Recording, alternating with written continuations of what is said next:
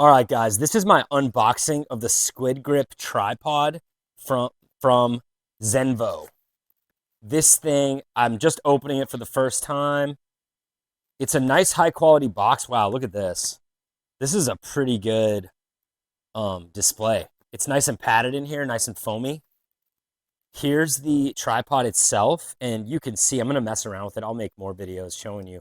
But look how flexible it is. Like, that's just me doing that with one. So you could easily use that as like a selfie stick or wrap it around something to be able to, you know, to be able to stabilize your phone or camera when you don't have like a full tripod. Like, you could wrap it around like a tree branch or like something that's around you. So that's cool.